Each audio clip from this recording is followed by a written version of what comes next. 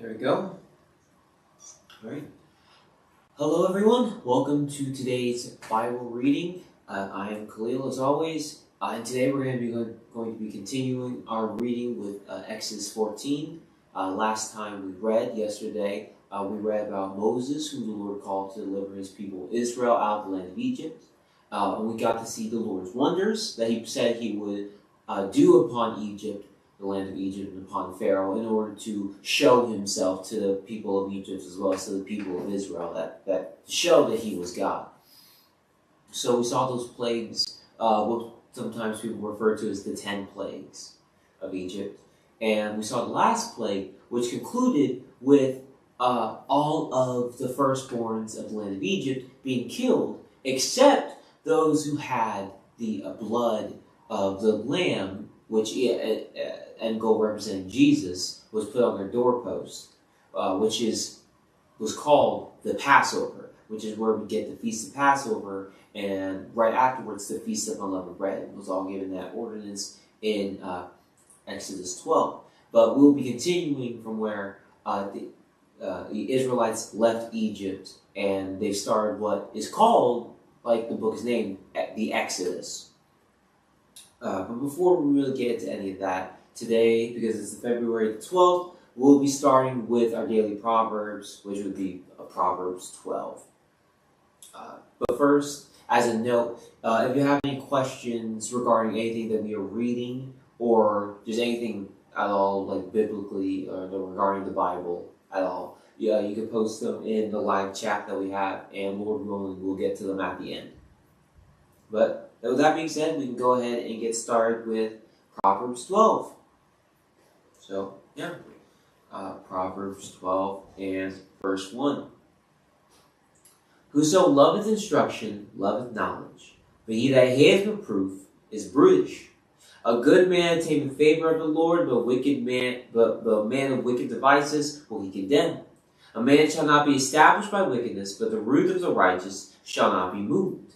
A virtuous woman is a crown to her husband, but she that maketh ashamed is as rottenness in his bones. The thoughts of the righteous are right, but the counsels of the wicked are deceit. The words of the wicked are to lie in wait for blood, but the mouth of the upright shall deliver them. The wicked are overthrown and are not, but the house of the righteous shall stand. A man shall be commended according to his wisdom, but he that is of a perverse heart shall be despised. He that is despised and hath a servant is better than he that honoureth himself and lacketh bread. A righteous man regardeth the life of his beast, but the tender mercies of the wicked are cruel. He that tilleth his land shall be satisfied with bread, but he that followeth vain persons is void of understanding. The wicked desireth the net of evil men, but the root of the righteous yieldeth fruit. The wicked is snared by the transgression of his lips, but the just shall come out of trouble. A man shall be satisfied with good by the fruit of his mouth, and the recompense of a man's hand shall be rendered unto him.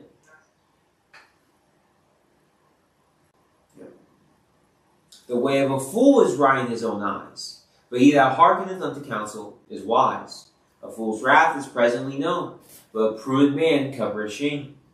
He that speaketh truth showeth forth righteousness, but a false witness deceit. There is that speaketh like the piercings of a sword, but the tongue of the wise is health. The lip of truth shall be established forever, but a lying tongue is but for a moment. Deceit is in the heart of them that imagine evil, but to the counselors of peace is joy. There shall no evil happen to the just, but the wicked shall be filled with mischief. Lying lips are abominations to the Lord, but they that deal truly are his delight. A prudent man concealeth knowledge, but the heart of fools proclaimeth foolishness. The hand of the diligent shall bear rule, but the slothful shall be under tribute. Heaviness in the heart of man maketh it soup, but the good word maketh it glad. The righteous is more excellent than his neighbor, but the way of the wicked seduceth them. The slothful man roasteth not that which he took in hunting, but the substance of a diligent man is precious. In the way of righteousness is life, and in the pathway thereof there is no death. So here we have Proverbs 12. It continues sort of the same message we see throughout a lot of the Proverbs that we've read so far. Just largely the difference between the righteous and the wicked, both in behavior and in end. So we have like 28, the last scripture being a good example of the latter end, right? The way of righteousness is life, and the pathway thereof there is no death. If you are doing righteousness of the Lord, if you're following God, if you're keeping His word, then you're by doing those things, you're following righteousness, right? Then life is promised to you. You may face hardships, things of the sort, you see, like Christ talk a lot about even in the New Testament, right? People, those who do not bear up their cross and come after me are not worthy of me, right? Like, it's going to be a struggle. It was even a struggle for Christ, and He literally had to be beaten and crucified, right? But at the end of it is life. The same with Christ. He raised, right? He raised, and he got his new body with the Lord. He was made as God. He raised, right? As 1 Corinthians 15 puts it, the immortal will put on immortality, which is what happened with him. But to a point, so he got life, and there was no death, because with his life, 1 Corinthians 15 says, he was made immortal, and we will be made the same way. We will be raised like unto Jesus. As Paul even talks about in Corinthians again, if we're to walk the same way he did. So they're Proverbs is showing again that same sort of end in that verse and the other ones as well. But even the difference between wicked and righteousness, and I think one of the good examples of that's mentioned multiple times in this chapter is verse 3. A man shall not be established by wickedness, but the root of the righteous shall not be moved. Again, to the same point, righteousness establishes you. It is life to you, while if you're following wickedness, you're destined to fall. Eventually, whatever it is, whether it's something like we see what happened with Pharaoh, whether it's plagues or pestilence and so on and so forth that gets you, whether it's something else, whether it's just the death of this life or whatever it may be, there will be there's an expected end, and it's not a good one. While with righteousness, you will not be moved, because with the Lord there isn't an expected end, one of life, one of good. Yeah, even again, this chapter also spent a lot of time talking about deceit and honesty, and even how that is the righteous are honest, but the wicked are continually deceitful. That's even in verse 20. Deceit is in the heart of them that imagine evil, but to the counselors of peace is joy.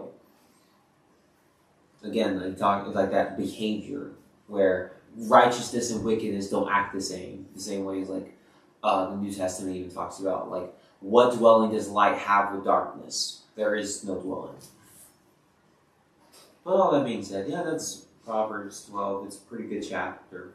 And there's a lot of wisdom you can get from it, as well as all the Proverbs. All the Bible as a whole. But still, with that, yeah, we can go ahead and move on to our reading for today. So we can go ahead and go to Exodus 14. And I'll go ahead and get started at verse 1. And the Lord spake unto Moses, saying, Speak unto the children of Israel that they turn and encamp before Pi-hahiroth, between Migdol and the sea, over against Baal-zephon, before it shall be encamped by the sea. For Pharaoh will say to the children of Israel, They are entangled in the land, the wilderness hath shut them in, and I will harden Pharaoh's heart, that he shall follow after them. And I will be honored upon Pharaoh and upon all his hosts, that the Egyptians may know that I am the Lord, and they did so. And it was told the king of Egypt that the people fled, and the heart of Pharaoh and of his servants was turned against the people. And they said, Why have we done this, that we have let Israel go from serving us? So, again, the last plague of Egypt were all the firstborn of the land of Egypt, people who had partook in the Passover, they did put the blood upon their doorposts. All of their firstborns died. And when that happened, Pharaoh got really upset, and he kicked the people of Israel out. and said, like, just get out of here. Like, I don't want you here anymore. And then even when all the people of Egypt sent them out and even just gave them, like, gold and silver, just trying to get them out of the land because, like, everyone's kids just died, right? So they're trying to get all of them, Moses, Aaron, all the people of Israel just out of Dodge. So now the Lord, as we kind of seen in the past chapters, like, the Lord has a hold, and like the Lord says, like, I hold the heart of all kings. But he has control over Pharaoh, and he hardens his heart again, even after they've left. So now where they're like, oh, why we send them off? We gotta go get our slaves back. So now he's reversed it to where now they are angry again, instead of like having learned their lesson with all the death that happened with the last plague. The Lord's hardened their hearts to where now they're trying to go and get the people of Israel back. Verse 6. And he made ready his chariot and took his people with him, and took 600 chosen chariots, and all the chariots of Egypt, and captains over every one of them. And the Lord hardened the heart of Pharaoh, king of Egypt. And he pursued after the children of Israel. And the children of Israel went out with an high hand. But the Egyptians pursued after them, all the horses and chariots of Pharaoh, and his horsemen, and his army, and overtook them, encamping by the sea beside Pi-hahiroth, before Baal-zephon. And when Pharaoh drew nigh, the children of Israel lifted up their eyes, and behold, the Egyptians marched after them. And they were sore afraid. And the children of Israel cried out unto the Lord.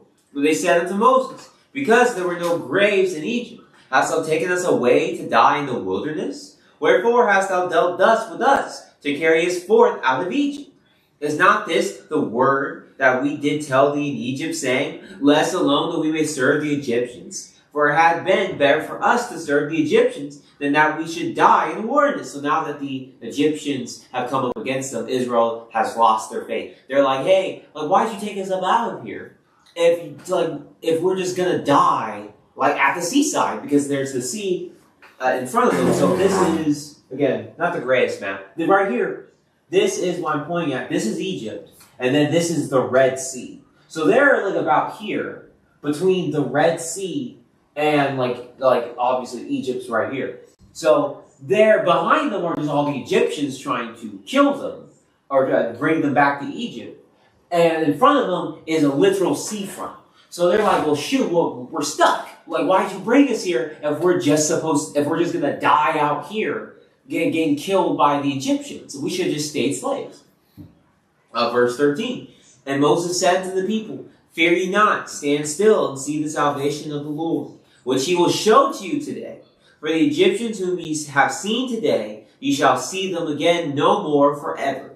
The Lord shall fight for you, and ye shall hold your peace. And the Lord said unto Moses, wherefore criest thou unto me? Speak unto the children of Israel that they go forward. But lift thou up thy rod, and stretch out thine hand over the sea, and divide it. And the children of Israel shall go on dry ground through the midst of the sea. And I, behold, I will harden the hearts of the Egyptians, and they shall follow them. And I'll give me honor upon Pharaoh, and upon all his hosts, and upon his chariots, and upon his horsemen. And the Egyptians shall know that I am the Lord, when I have gotten me honor upon Pharaoh, upon his chariots, and upon his horsemen. And the angel of God which went before the camp of Israel removed, and went behind them, and the pillar of the cloud went from before their face, and stood behind them.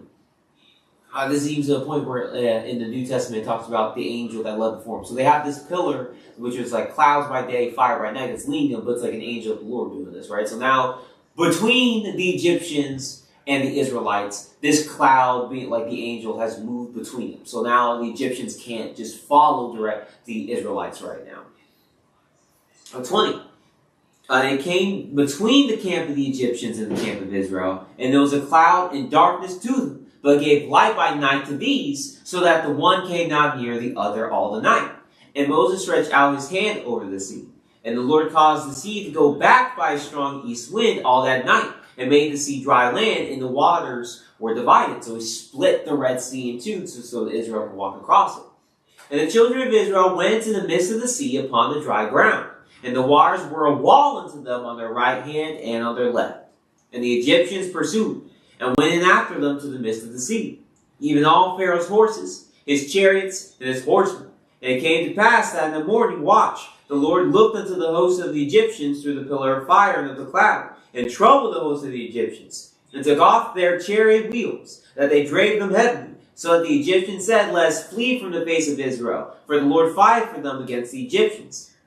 So now at this point, they've gone through the parted Red Sea, Israel, and the Egyptians try to follow them. But while they're in the split sea, like they're on the dry ground, the Lord has broken up their chariots. So now they can't just move as fast. They can't move through and get to the other side. So they're just in between these two walls of water right now.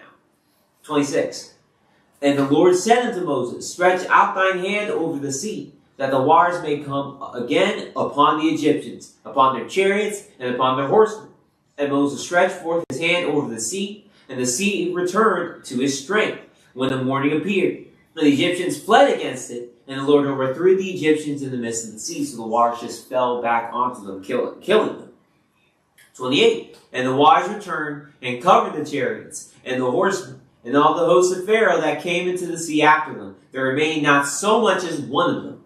But the children of Israel walked upon dry land in the midst of the sea, and the waters were a wall unto them on their right hand and on their left. Thus the Lord saved Israel that day out of the hand of the Egyptians. And Israel saw the Egyptians dead upon the seashore. And Israel saw that great work which the Lord did upon the Egyptians. And the people feared the Lord and believed the Lord and his servant Moses. So that they've gone across onto the other side. All the Egyptians have been killed by the waters. The Red Sea has collapsed back onto them. And now Israel is, at this point, they're fully free from the reigns of the from the Egyptians. The Egyptians are no longer have any rule over them, like even in what is said in verse 13. For the Egyptians whom ye have seen today, ye shall see them again no more forever. So at this point, Israel has been completely freed from the Egyptians. And the splitting of the Red Sea is a very prominent thing, especially even in the New Testament, where even Paul talks about how Moses and Israel were baptized in the Red Sea, and that they were brought unto the Lord.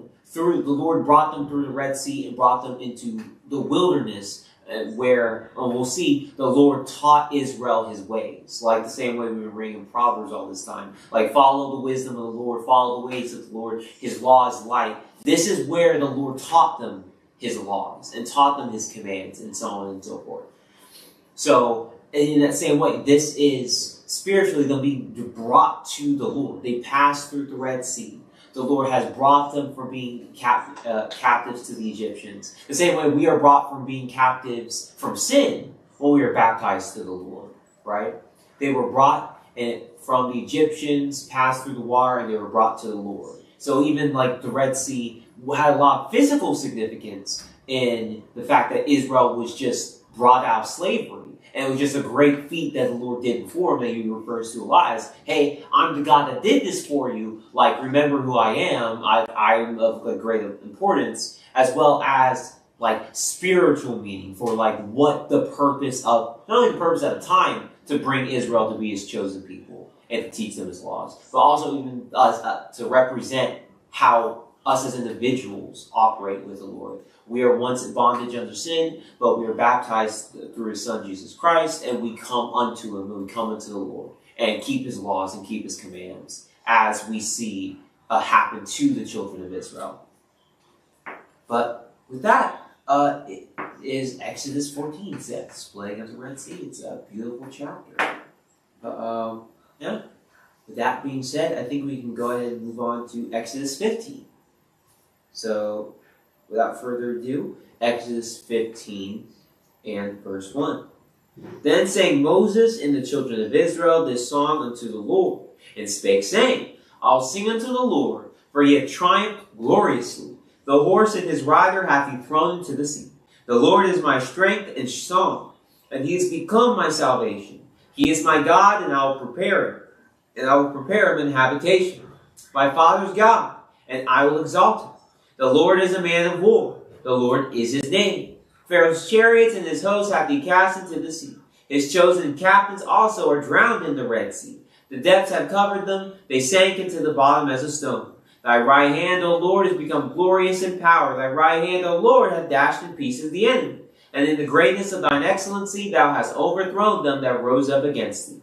Thou sendest forth thy wrath, which consumed them as stubble. And with the blast of thy nostrils the waters were gathered together. The flood stood upright as an heap, and the depths were congealed in the heart of the sea. The enemy said, I will pursue, I will overtake. I will divide the spoil, my lust shall be satisfied upon them. I will draw my sword, my hand shall destroy them. Thou didst blow with thy wind. The sea covered them. They sank as lead in the mighty waters. Who is like unto thee, O Lord, among the gods? Who is like thee, glorious in holiness, fearful in praises, doing wonders? Thou stretchest out thy right hand, the earth swallowed them. Thou in thy mercy hast led forth the people which thou hast redeemed. Thou hast guided them in thy strength into thy holy habitations. The people shall hear and be afraid. Sorrow shall take hold on the inhabitants of Palestina. Then the dukes of Edom shall be amazed. The mighty men of Moab, trembling shall take hold upon them. All the inhabitants of Canaan shall melt away. Fear and dread shall fall upon them.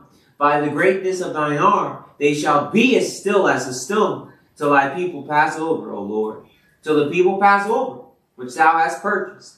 Thou shalt bring them in, and plant them in the mountain of thine inheritance, in the place, O Lord, which thou hast made for thee to dwell in the sanctuary, O Lord, which thy hands have established. The Lord shall reign forever and ever. For the horse of Pharaoh went in with his chariots, and with his horsemen into the sea. And the Lord brought again the waters of the sea upon them.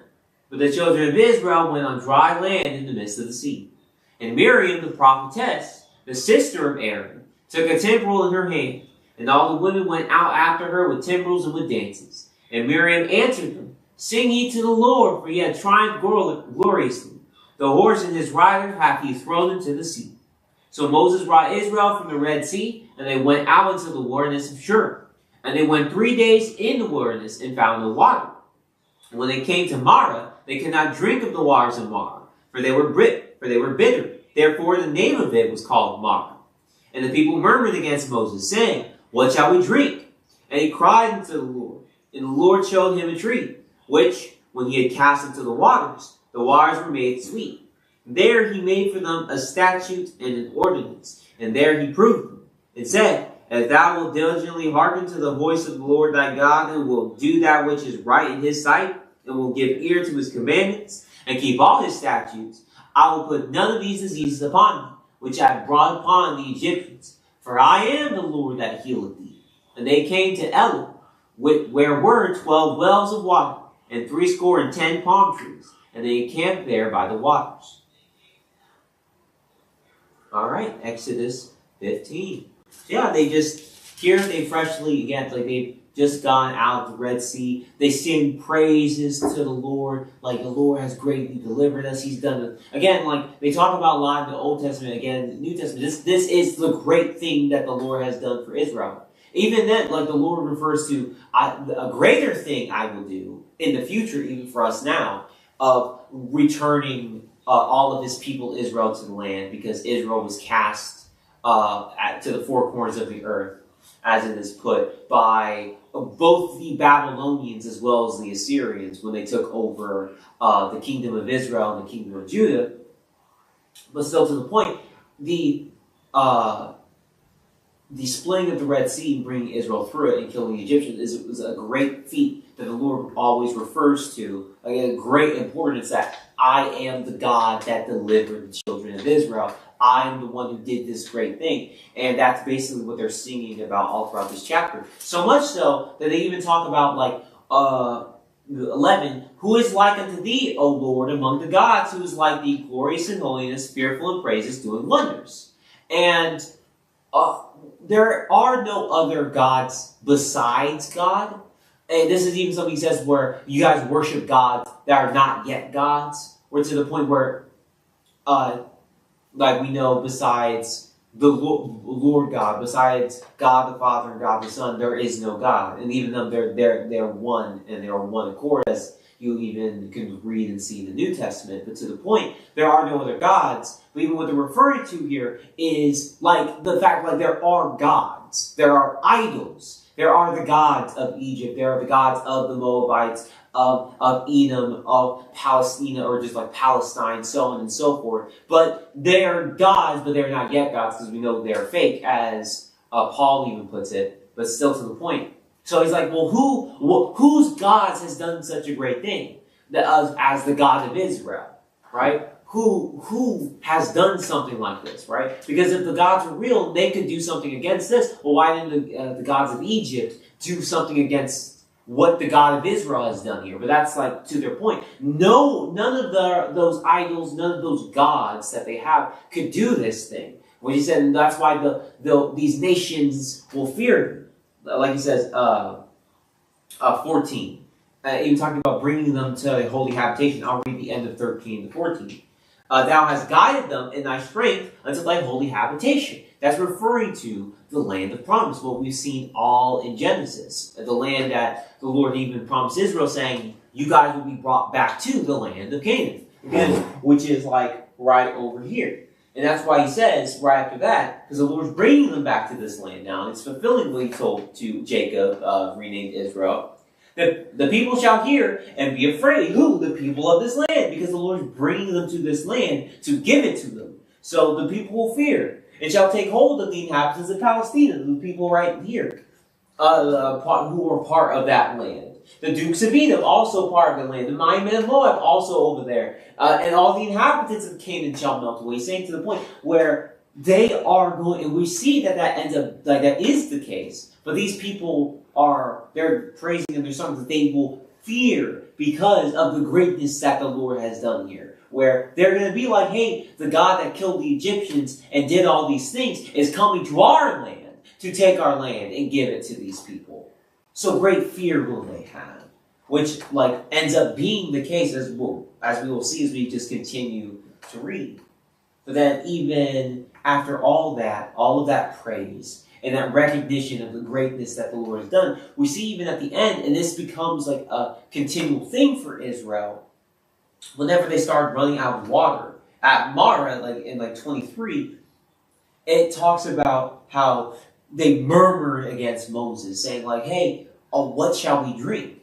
And murmur like they're talking against them. What are we supposed to drink? We're out of water. What are we supposed to do? The water we have here is bitter, so on and so forth. And the Lord does deliver them. He gives, Moses gets a tree that makes the water sweet, so they're able to drink it. But to the point, and we'll see this continually, the children of Israel, they continually lose faith in the Lord. Where something will happen, and they'll lose faith, and the Lord will save them, and they'll be like, oh, all praise be to the Lord. But as soon as that situation's over with, they will then again doubt the Lord whenever another issue arises. And that's even something for us that we can see in real life and we can learn from, because that's even a pattern that sometimes we can find ourselves falling in whenever something bad happens in our lives, where it can be easy for us to forget the Lord, or forget that the Lord is in control of all things, whether it is a good thing that's happened or a bad thing that's happened. And to me, reading these things, reading how the children of Israel behaved this way, is a really good reminder for us not to behave this way. Because the book says, and we see it in Hebrews 11 being a good example, all the people we have here in the Bible are meant to be examples, or as they sometimes says, ensamples to us. Whether good examples or bad examples, examples of what we should do, or here with Israel murmuring, examples of what we should not do. But still to the point, yeah, that's Exodus 15. Again, a lot to learn from that. But with that being said, I think we can now go to Exodus 16.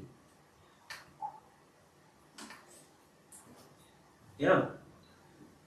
So without further ado, I'll go ahead and pick it up at Exodus 16.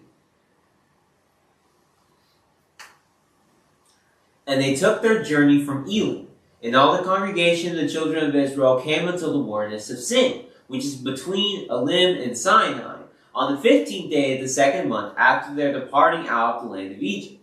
And the whole congregation of the children of Israel murmured against Moses and Aaron in the wilderness. And the children of Israel said to them, Would to God we had died by the hand of the Lord in the land of Egypt, when we sat by the flesh pots, and when we did eat bread to the full. For ye have brought us forth into this wilderness, to kill this whole assembly with hunger. Then said the Lord to Moses, Behold, I will rain bread from heaven for you, and the people shall go out and gather a certain rate every day, that I may prove them, whether they will walk in my law or no. And it shall come to pass on the 6th day, they shall prepare that which they bring in, and it shall be twice as much as they gather daily. So here, again, we have already, immediately afterward, we have people, the children of Israel, complaining again, we're supposed to die, it would be better if we died in Egypt. Oh, why God just leave us there die if he's going to bring us to this wilderness? And the wilderness is just a place where no one dwells. So even here you'll see they say they're in the wilderness of sin, which is between Elam and Sinai, sin for Sinai. And then even in the chapter before, they refer to the wilderness of Shur, where it's just this of Shur, they're in the outskirts. So think of the wilderness as that. It is the outskirts. The wilderness is a stretch of the wilderness that they travel in. It's a stretch of land all the way from this little point right next to the land of Egypt, all around into bits of what is modern day Jordan. So it's not just one location. They were just walking around. But still to the point, they're already complaining, and the Lord's all right, I'll give you a solution. I'll rain down some bread for heaven for you. You'll collect it every day. And on the 6th day, you could collect 2 portions. And again, this is even for going all the way back to Genesis 2.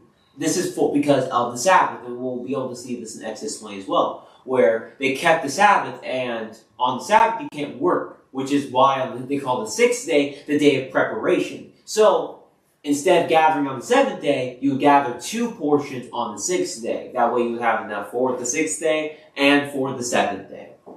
But here he's just giving that ordinance to them, again, trying to satiate their qualms, their murmurings. Right? Verse 6. And Moses and Aaron said unto all the children of Israel, At even, then ye shall know that the Lord hath brought you out from the land of Egypt. And in the morning, then ye shall see the glory of the Lord, for that he heareth your murmurings against the Lord. And what are we that ye murmur against us? And Moses said, This shall be, when the Lord shall give you in the evening flesh to eat, and in the morning bread to the full, for that the Lord heareth your murmurings, which ye murmur against him. Oh, what are we? Your murmurings are not against us, but against the Lord. Where he's you guys don't even understand. You guys are trying to come up against us, but really, at the end of the day, you're coming up against the Lord. Where it's in the same ways, you can think about in Acts with Ananias and Sapphira, where Peter says the same thing to them. You think you've lied to me, but you lied to God. It's the same thing. Where the Lord sees everything that we do. And at the end of the day, while we think we may be able to get by in how we act or we behave, even just behave towards man, whether we lie to a person or steal against them or so on and so forth, the Lord is seeing all of it. And the same way as the Lord says in the New Testament, where he's well, Lord, when in the parable, where he says, Lord, when have we lended to the poor? Or when have we lended to you? Or when have we fed you when you were hungry, or warmed you when you were cold? And on the other end, it's well, Lord, when have we not done those things? It's well, you have done those things, or haven't done those things when you did it or didn't do it to the least in the world, or you did it to those who needed it, or just to anyone. To the point that when we give to others, or we don't, or mistreat others, we're really doing it to the Lord too. The Lord is personally offended, as though you're doing it to him too. But still to the point, he's and it's a good reminder for us too. He's hey, you guys don't, even more so for Moses, because he's directly appointed to be their intercessor and to speak to them for the Lord and to speak to them from the Lord. Right? But he's you guys don't even understand. You think you're coming up and murmuring against me, but really you're speaking on against the Lord, because he's the one delivering you and doing these things for you and so on and so forth. But still to the point, verse 9, And Moses spake unto Aaron, saying to all the congregation of the children of Israel, Come near before the Lord, for he hath heard your murmurings. And it came to pass, as Aaron spake unto the whole congregation of the children of Israel, that they looked toward the wilderness. But behold, the glory of the Lord appeared in the cloud. And the Lord spake unto Moses, saying, I have heard of the murmurings of the children of Israel. Speak unto them, saying, At even ye shall eat flesh, and in the morning ye shall be filled with bread, and ye shall know that I am the Lord your God. And it came to pass that even the quails came up, and covered the camp, and in the morning the dew lay round about the host. And when the dew that lay was gone up, behold, upon the face of the wilderness there lay a small round thing, as small as the hoarfrost on the ground. And when the children of Israel saw it, they said one to another, It is manna, for they wist not what it was. And Moses said unto them, This is the bread which the Lord hath given you to eat. This is the thing which the Lord hath commanded you. Gather of it every man according to his eating, an omer of every man according to the number of your persons. Take ye every man for them which are in the tents. And the children of Israel did so, and gathered some more, some less. So now the Lord has given them both quail and manna for them to eat. So, and every man just has to go and gather it for himself. 18. And when they did meet it with an omer, he that gathered much had nothing over, and he that gathered little had no lack. They gathered every man according to his eating. And Moses said, Let no man leave of it till the morning. Notwithstanding, they hearkened not unto Moses, but some of them left of it until the morning. And they bred worms and stank, and Moses was wroth with them. Which again, even here we already have an example again of the children of Israel just not listening. 21. And they gathered it every morning, and every man according to his eating, and when the sun waxed hot, it melted. And it came to pass on the 6th day, they gathered twice as much bread. 6th day, right before the Sabbath, the 7th day. So it was a day of preparation, so they had to gather twice as much. And they gathered twice as much bread, 2 omers for one man, and all the rulers of the congregation came and told Moses. And he said to them, This is that which the Lord hath said. Tomorrow is the rest of the holy Sabbath unto the Lord. Bake that which ye will bake today, and seed that ye will seed. And that which ye remaineth over, lay up for you to be kept until the morning. So the Sabbath is, we'll see it again when we get to Exodus 20, it's a day of rest. And we even see that all the way back in Genesis 2, when the Lord rested and sanctified the day all the way in the beginning. But to the point, the Sabbath is a day of rest, so they couldn't work. They couldn't do anything. They couldn't do this stuff. So the Lord is telling them, hey, on the 6th day, before the Sabbath, whatever you need to bake, go ahead and bake it. Whatever you need to seed, which is boil, do that. Because you can't do it tomorrow. 24. And they laid it up till the morning, as Moses bade, and it did not stink, neither was there any worm therein. And Moses said, Eat that today, for today is a Sabbath unto the Lord. Today ye shall not find it in the field. 6 days ye shall gather it, but on the 7th day, which is the Sabbath, in it there shall be none. And it came to pass that there went out some of the people on the 7th day for to gather, and they found none. As the Lord already told them, you shouldn't be out here gathering or trying to look for something on the 7th day anyway. You're supposed to prepare the day before. This is a day of rest. You're not supposed to be doing anything, right? 28. And the Lord said unto Moses, How long refuse ye to keep my commandments and my laws?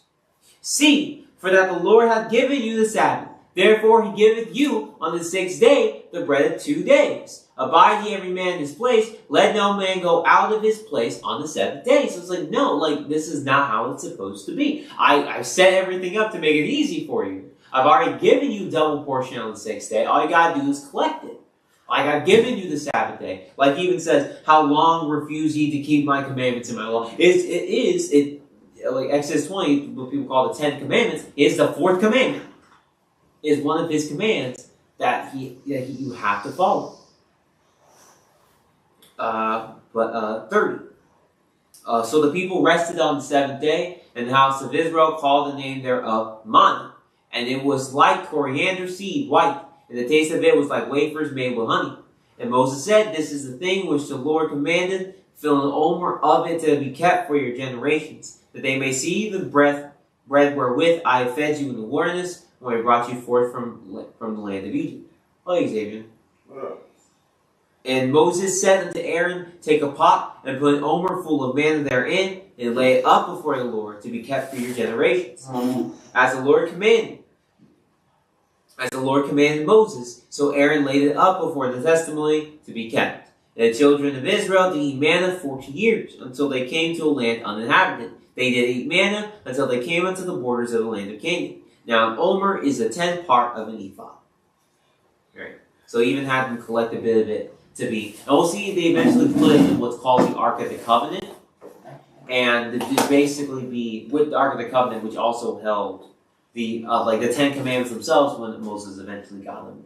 And the manna was put in there just perpetually. That's where it was supposed to stay. So they even kept it as a sign of the things that the Lord had done. But yeah. There, we had Exodus 16. We'll see a lot more of it, a lot more. But I think even Exodus 16 is a really good introduction. Like I said, a bit about on 15.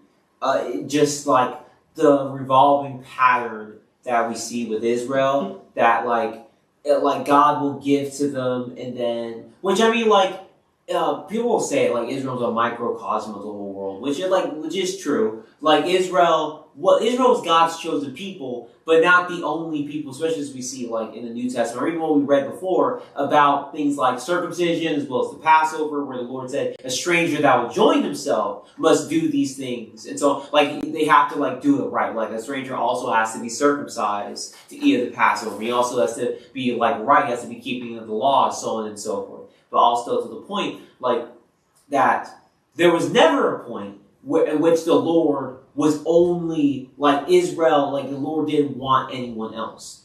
And you even see that in the New Testament that Israel was meant to go and preach to the rest of the world. That's why you have what's called the Great Commission at the end of Matthew, where to go ye therefore teach all nations whatsoever I've commanded you, for I am with you until the end of the world, so on and so forth. We still to the point that the Lord was always going to these other nations. The Lord always wanted to save all people. And again, you can see that in Revelation, where the Lord's I kept referring to, was it Revelation 6, I think, Revelation 5, maybe a little bit earlier, where the Lord John says he saw people from all, an innumerable amount of people from all nations, from all tongues, adorned in white robes. And these were the people who were called to God. And all nations, that includes literally every other nation that's not Israel, right? So also to the point that the Lord always wanted other people as well, but Israel was just the first in order to preach to the rest of the world. But still the point, Israel being a good microcosm for the rest of the world, just continually wicked. That's the best way to put it. Where we continually murmur against God despite Him saving us multiple times. Continually being disobedient. Just being all around jerks. Awful. Yeah. Unappreciative children. Or even as the Lord puts in a parable, or in other places a cheap wife. Almost. Yeah. Where it's just going around, just cheating on you, sleeping with everyone. I mean, it's just an awful experience.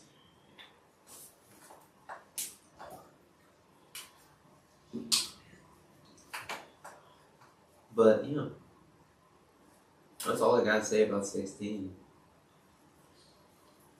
Pick it up at 17? Yeah, sure. Well, Chapter 17 and verse 1. And all the congregation of the children of Israel journeyed from the wilderness of Sin, after their journeys, according to the commandment of the Lord, and pitched in Rephidim, and there was no water for the people to drink.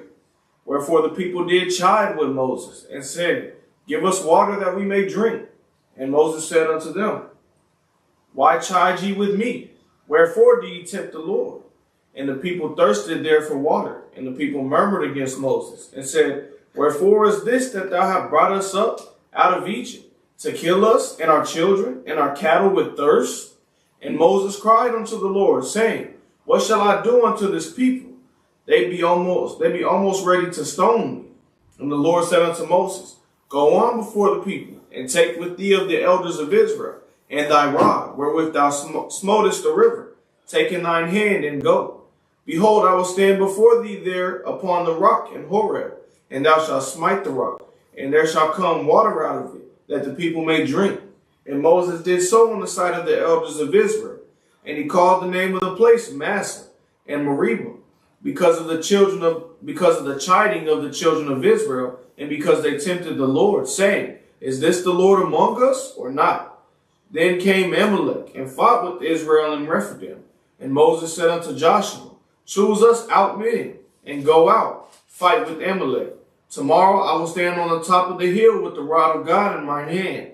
So Joshua did as Moses had said to him, and fought with Amalek. And Moses, Aaron, and Hur went up to the top of the hill. And it came to pass, when Moses held up his hand, that Israel prevailed. And when he let down his hand, Amalek prevailed. But Moses' hands were heavy. And they took a stone and put it under him. And he sat thereon. And Aaron and Hur stayed up his hands, the one on the one side, and the other on the other side. And his hands were steady until the going down of the sun. And Joshua discomfited Amalek and his people with the edge of the sword. And the Lord said unto Moses, Write this for a memorial in a book, and rehearse it in the ears of Joshua. For I will utterly put out the remembrance of Amalek from under heaven. And Moses built an altar, and called the name of it Jehovah Nissi.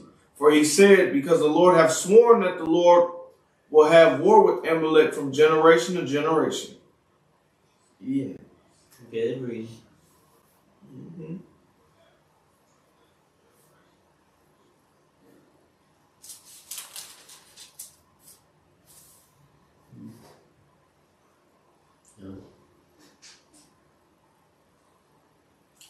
And same thing. Israel just being Israel, complaining about not having water. This is the second time now. And yeah. And even like Amalek. Like 7. He called the name of the place Massah and Meribah because of the chiding of the children of Israel, and because they tempted the Lord, saying, Is the Lord among us or not? Which after everything that happened, even the last time you didn't have water, that's like a crazy thing to say. Yeah. But it just shows that doubt, that lack of faith. Which is, people say it's easy to have faith during the easy times. Yeah, during the good times it's easy to have faith, but when stuff gets bad, that's really even like you brought up last time, the trying of your faith worketh patience. Your faith isn't being tried when it's easy. Yeah. It's not. There's nothing being tried, right? It's even like a saying the saying that the world uses a lot, right? Was it forged by fire? Mm-hmm. Where you get stronger through hard times. By hard times you are made stronger. And the same is said of your faith.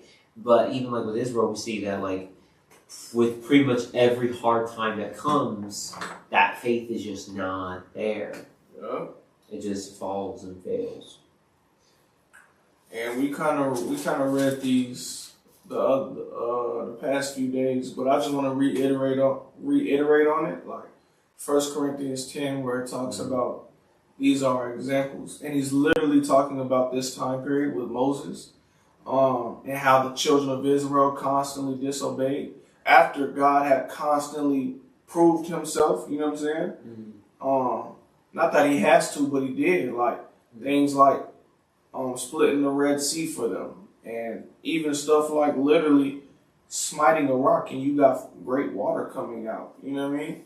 But these are examples. We can't be like this. We just can't. What is it? 1 Corinthians 15, where it talks about, be unmovable. Like nothing that happens in this world should shake our faith or our and our integrity as servants of God and keeping the law. You feel me? Mm-hmm. So no matter what's going on, like this is our example. We cannot be like them. Fast forward a little bit, we'll read it eventually, but all these people pretty much die. You know what I mean? So Yeah. And then I always liked that story too. I always felt like it was just different, but how they was starting to fight with Amalek, and Aaron and Hur literally hold up his arms like this. That's what it says in verse 12. In verse 11 and 12, every time when he held up the rod, they would win. Israel would win. When he put down his hands, Israel would lose, and Amalek would win. So they were literally holding up his hands, like, you know what I mean? I just thought that was kind of interesting. Yeah. I always think it's interesting because, like, two things, like, even, like, it shows, like, the power that the Lord really put in, like, Moses' hands. That, like, he just has that ability. But even, too, like, that, like, hey, like, I get it. Like, that's difficult. Like, at this point, Moses is, 80-something? Mm-hmm. He was 80 when he first came back to talk to Pharaoh. So at this point, like, if he's not, like, 80, he's 80-something. Right. So even still to the point, like, I mean, me at 20, I can't imagine holding my arms up for, like, longer than, like, an hour. And then who knows how long he had to do it. He's 80. It's like, yeah, that struggle for him. Like, yeah, they needed to do that for him. Mm-hmm. Well, I mean, shoot, without being 80, it's kind of like wall sits. Like, you could do wall sits for like a good 45 seconds, then it start burning. Then it starts hurting, you know what I mean? So, yeah. I just thought that was kind of interesting. But I like how you brought up the power. Like, God pretty much gave to Moses, you know what I mean? Yeah. But...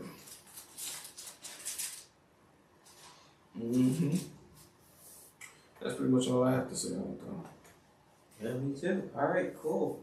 Then we go to chapter 18. All right. Exodus 18 and verse 1. When Jethro the priest of Midian, Moses' father-in-law, heard of all that God had done for Moses and for Israel his people, and that the Lord had brought Israel out of Egypt, Then Jethro, Moses' father-in-law, took Zipporah, Moses' wife, after he had sent her back, and her 2 sons, of which the name of the one was Gershom. For he said, I have been an alien in a strange land. And the name of the other was Eleazar. For the God of my father, said he, was mine help, and delivered me from the sword of Pharaoh. And Jethro, Moses' father-in-law, came with his sons and his wife unto Moses into the wilderness, where he encamped at the mount of God.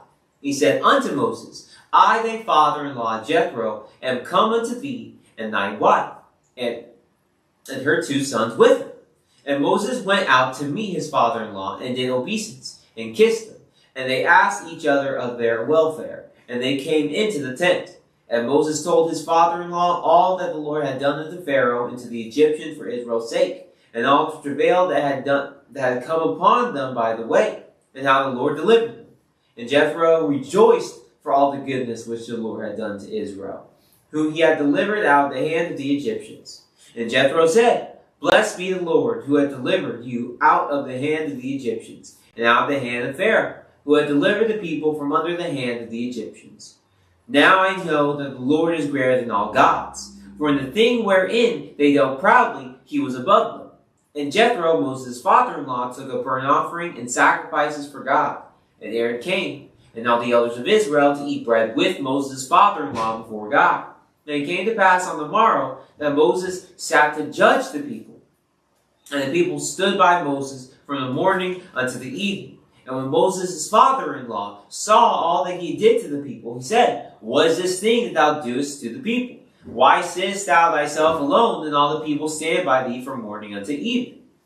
And Moses said unto his father-in-law, Because the people come unto me to inquire of God. When they have a matter, they come unto me, and I judge between one and another. And I do make them know the statutes of God and his laws. And Moses' father-in-law said unto him, The thing that thou doest It is not good. Thou wilt surely wear away, both thou and this people that is with thee. For this thing is too heavy for thee. Thou art not able to perform it thyself alone. Hearken now unto my voice, I will give thee counsel, and God shall be with thee. Be thou for the people to Godward, that thou mayest bring the causes unto God. And thou shalt teach them ordinances and laws, and shalt show them the way wherein they must walk, and the work that they must do.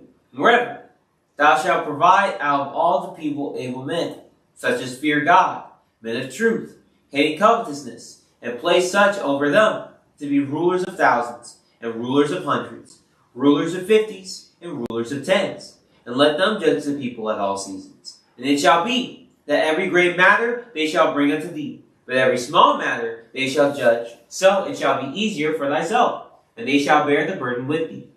And thou shalt do this thing, and God commanded thee so, then thou shalt be able to endure.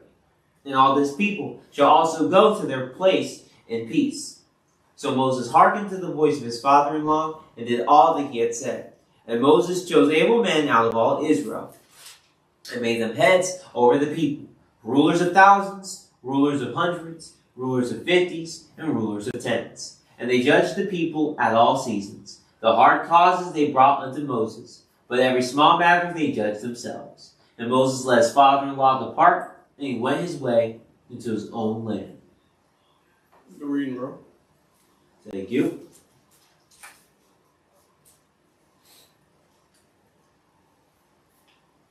All right.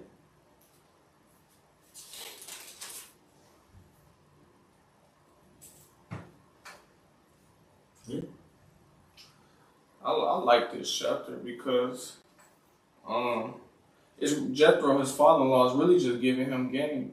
Like Jethro was called the priest of Midian. Mm-hmm. So it's like he already had, like, we don't know what his level was or anything like that, but obviously he already had a little game on how to do stuff like this. You know what I mean? And he gave him like good protocol, really just established order. Like, you can't do this forever. And really, like, that's kind of not how it works anyway. We're supposed to be setting up people to be able to handle situations. You know what I'm saying? Yeah. Like, it can't always just be Moses. It can't always just be you. It can't always just be me. Like, we should be encouraged, like how we read yesterday in the Proverbs, he that watereth, he himself shall be watered as well. You know what I'm saying? Yeah. So, like, Jethro was like, this is what you should do. In verse 19 and 20, he says, hearken now unto my voice, and I will give thee counsel, and God shall be with thee. Be thou for the people to Godward, that thou mayest bring the causes unto God. And it says, and thou shalt teach them the ordinances and the laws, and shalt show them the way wherein they must walk, and the work that they must do. So he's like, teach them, like, so that they themselves can judge matters as well. And I feel like that's good game to, like, that we should be doing to the people around, teaching them, guiding them. That way they can judge matters themselves as well. You know what I mean? But, yeah. Yeah, it's like, you know, the New Testament talks about with Paul, where he says, like, find you elders, like the older brethren to teach the younger brethren, the older sisters to teach the younger sisters, where, like, yeah, it definitely should, like, and that is even the same sort of thing that ends up happening with, I guess, a little bit of spoilers, but like, it's not spoilers, it's the Bible, but what happens with Moses and Joshua, like Joshua follows Moses, like we already saw him a bit the last chapter, Yeah. but Joshua follows Moses, learns from Moses, Moses teaches Joshua, and then once Moses dies, Joshua becomes the next leader of the people, and it continues down that way. So, like, yeah, like, absolutely. I mean, that is like kind of the point, right? Where, it's a saying out in the world, people say it all the time, each one teach one. Yeah. Something of that sort. Where, like, even what Paul says, like, a servant of the Lord must be apt to teach. Where it's just all of those things compounded together. Where, not what they say, knowledge isn't meant to be withheld, knowledge is meant to be shared. That type of thing. Where we're always meant to be iron sharpen iron, brother sharpen brother, so on and so forth. That's another scripture. But also to the point that everyone should be doing their best to uplift one another and give wisdom to one another. Whether it's like an elder brother to a younger brother, elder sister, younger sister, or the age is just irrelevant in general, right? Everyone should be trying to do that for everyone, right? But that's, especially with like an example of what you're seeing here with Jethro. Most even Jethro, like you kind of said, like with being like the priest of Midian thing, it just seems like it's like a life experience thing. Yeah. Where he says like, "Hey, this thing you do is not good. Like the people waste away." Where he's like, "Well, you are the guy in charge, but if you're micromanaging everything, you're not going to be able to do anything because you're always going to be dealing with the smallest issue." Yeah. And that's really a testimony to who Moses is. You know, it says he's the meekest man on earth. Like, and I feel like this really shows that, because you could very well be like, nah, like this is my job. You know what I mean? Like God chose me. God chose me, all that type of attitude. But it's like, he was like, nah, first off, he heard what his father-in-law said, and he listened, and he implemented that. But to that point, like, just for us in our lives, like verse 21, this is still Jethro talking to Moses, and he's talking about who Moses should pick. It's not just anyone, right? It says in verse 21, "Moreover, thou shalt provide out of all the people able men, such as fear God, men of truth, hating covetousness, and then place them." I say that to say, like, you want to be chosen. It's kind of like it's prerequisites to it. You know what I mean? And that's what life, like, even chosen by God, things of that nature, like, it's and the New Testament, it say he that can be trusted with little can be trusted with much. Yeah. Like, the little things is going to get you to the big things if you can't do the little things right. You know what I mean? So I just thought that was pretty dope. Like, he's not just picking anybody, he's picking people that are doing right. So, yeah. Yeah.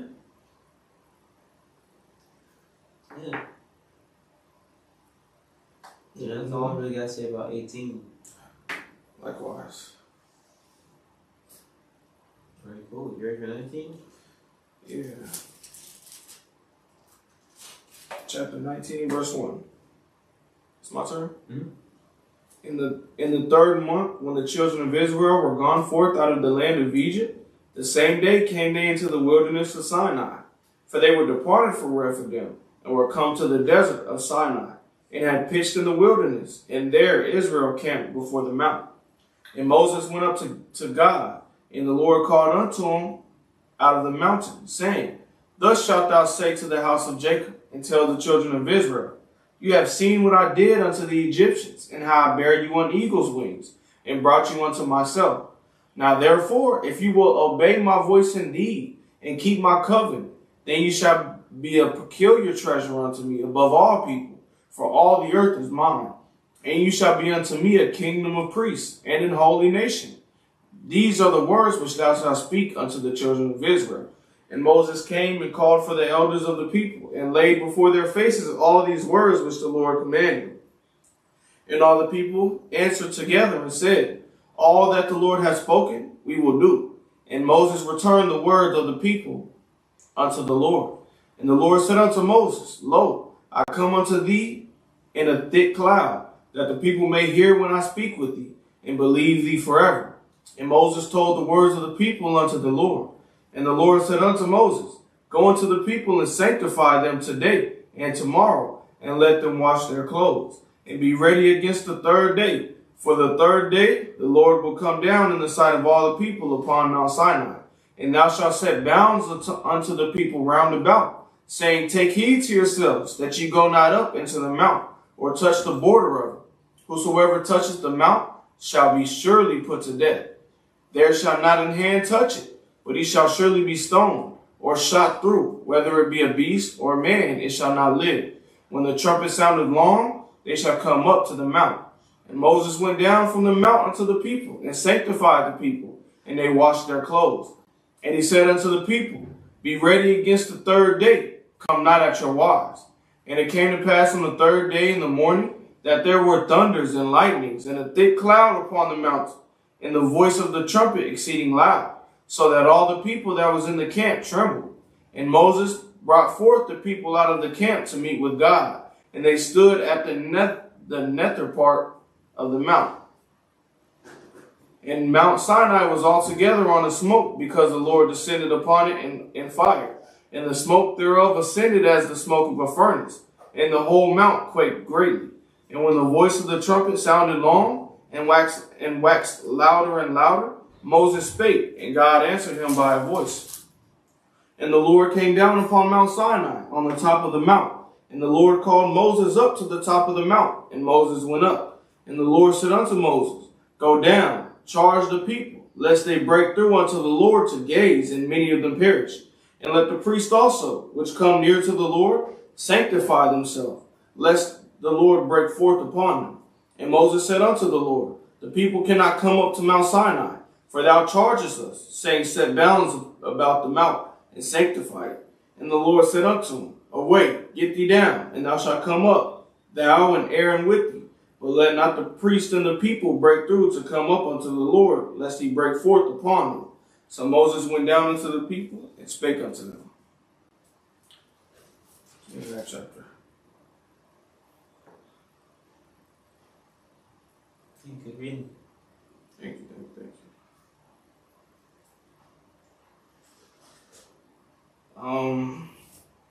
This is a good chapter. This is kind of where, one thing about God is, like, oftentimes we like to think about God as, like, it's just everything is without, it's all 100% on him and 0% on us, you know?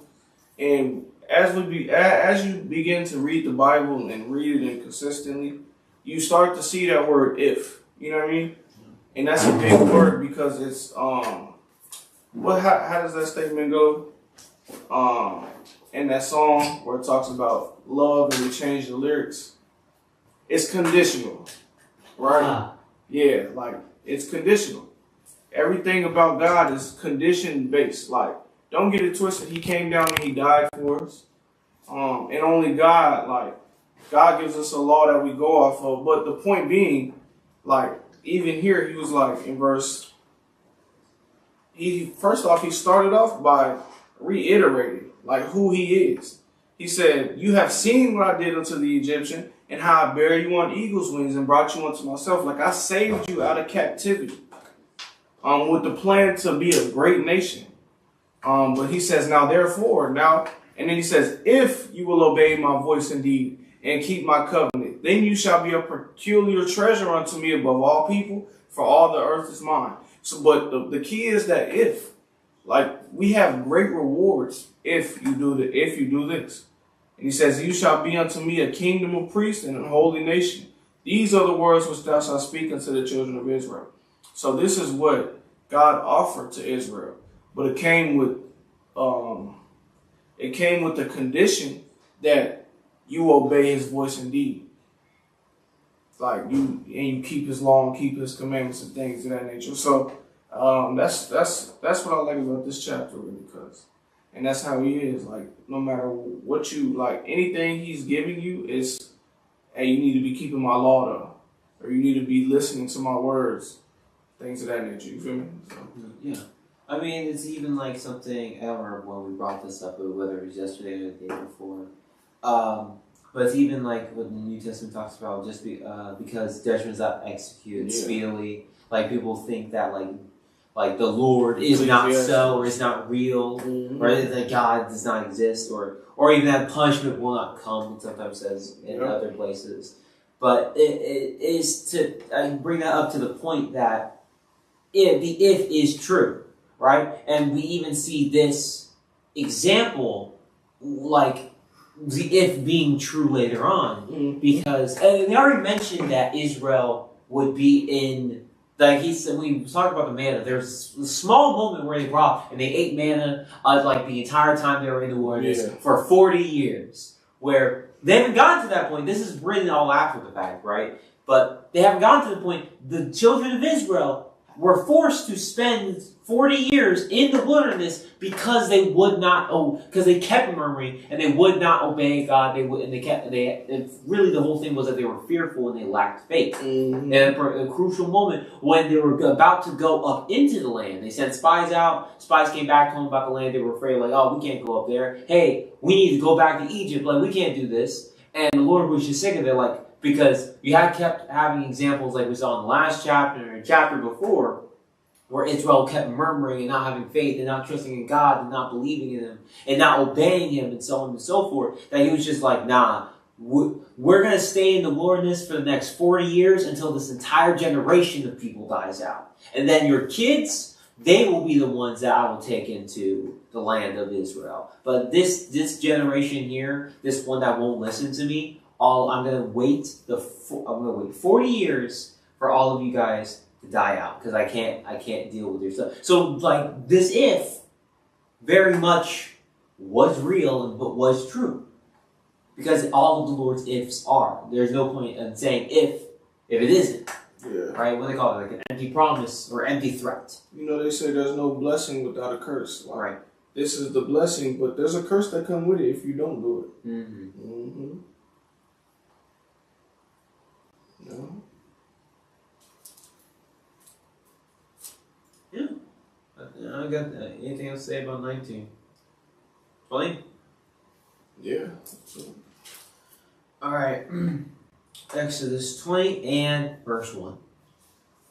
And God spake all these words, saying, I am the Lord thy God, which have brought thee out of the land of Egypt, out of the house of bondage. Thou shalt have no other gods before me. Thou shalt not make unto thee any graven image, or any likeness of anything that is in heaven above, or that is in the earth beneath, or that is in the water under the earth. Thou shalt not bow down thyself to them, nor serve them. For I, the Lord thy God, am a jealous God, visiting the iniquity of the fathers upon the children, unto the third and fourth generation of them that hate me, and showing mercy unto thousands of them that love me, and keep my commandments. Thou shalt not take the name of the Lord thy God in vain, for the Lord will not hold him guiltless that taketh his name in vain. Remember the Sabbath day to keep it holy. 6 days shalt thou labor and do all thy work, but the seventh day is the Sabbath of the Lord thy God. In it thou shalt not do any work, thou, nor thy son, nor thy daughter, thy manservant, nor thy maidservant, nor thy cattle, nor thy stranger that is within thy gates. For in 6 days the Lord made heaven and earth, the sea, and all that in them is, and rested the seventh day. Wherefore the Lord blessed the Sabbath day, and hallowed it. Honor thy father and thy mother, that thy days may be long upon the land, which the Lord thy God giveth thee. Thou shalt not kill, thou shalt not commit adultery, thou shalt not steal, thou shalt not bear false witness against thy neighbor.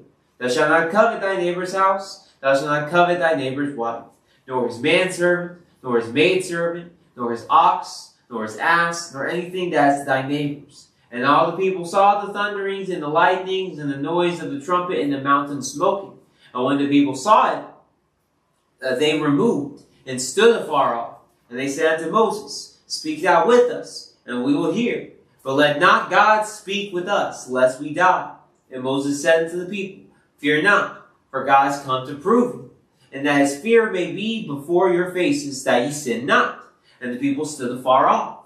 And Moses drew near into the thick darkness where God was. And the Lord said unto Moses, Thus thou shalt say unto the children of Israel, Ye have seen that I have talked with you from heaven.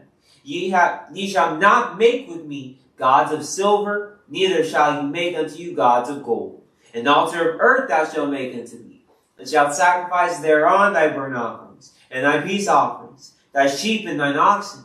In all places where I record my name, I will come unto thee, and I will bless thee. And if thou wilt make me an altar of stone, thou shalt not build it of hewn stone. For if thou lift up thy tool upon it, thou hast polluted it. Neither shalt thou go up by steps unto mine altar, that thy nakedness be not discovered thereon.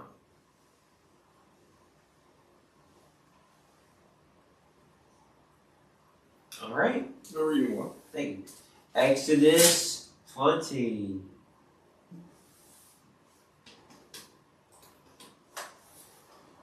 This we have the 10 Commandments.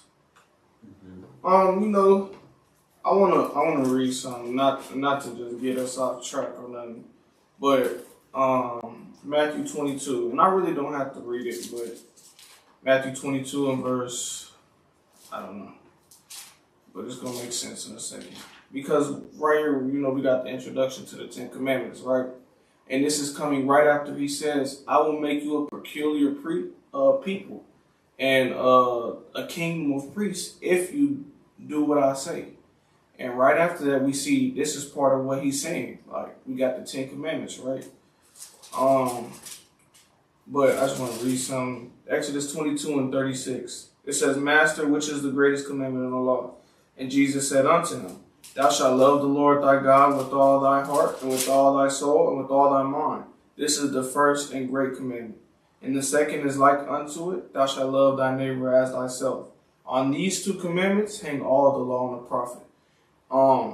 And I really brought this up. Like, I feel like it's a good time because we're in the Ten Commandments now. But he said, you know, oftentimes we think, or a lot of people, the world kind of teaches us that the law, the Ten Commandments is done away with. All we got to do is love God and love our neighbor, right?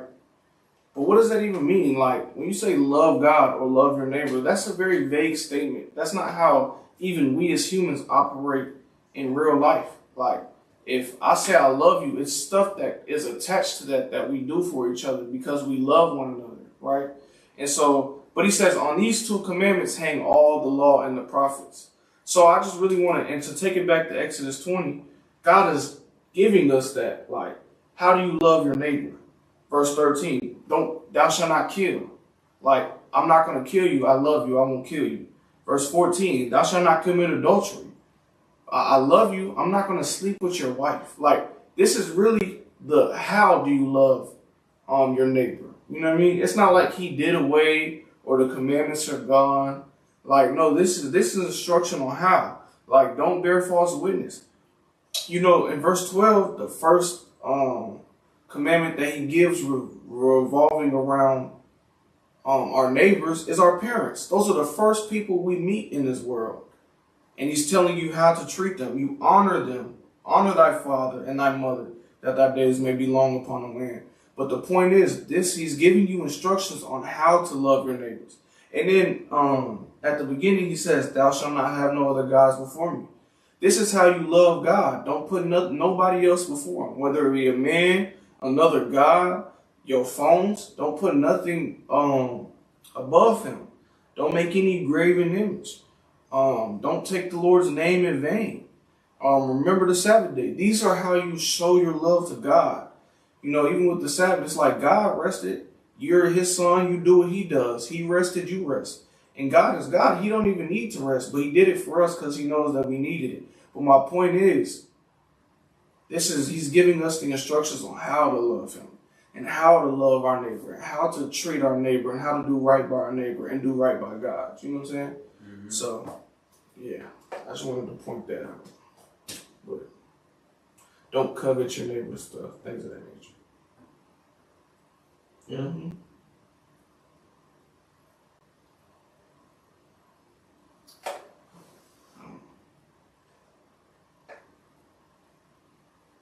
About you?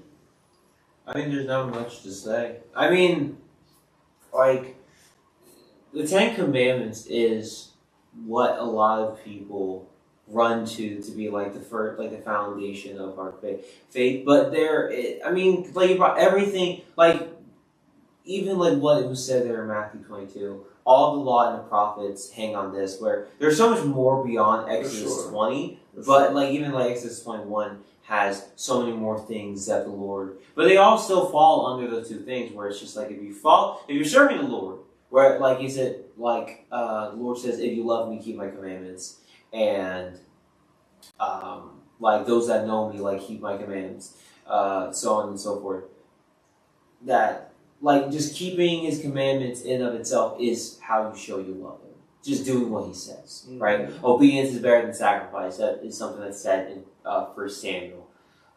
And then even saying like love your neighbor, it's like love your neighbor as yourself. Where just don't, and that's what's is crazy about the law, or even you could say like the prophets too. Half the laws are just like at times it can feel like common sense or common decency, and that's really kind of the point where it's just like don't defraud this person, or they even have like specifically don't put a stumbling block before the blind, don't mislead the deaf. And so it's like, well, who does that? And it's like, well, exactly, that's the point. But there are people who do that, and there are people who have done it, and there are people who will do it, and there are people who are currently who are doing it. And it's also the point where that is just immorally wrong, right? Yeah. Just morally wrong. To the point where it talks about in the New Testament with Paul, where he talks about the Gentiles. Where at that point, the Gentiles did not know the law of God. They weren't taught, like, the Word of God. They didn't know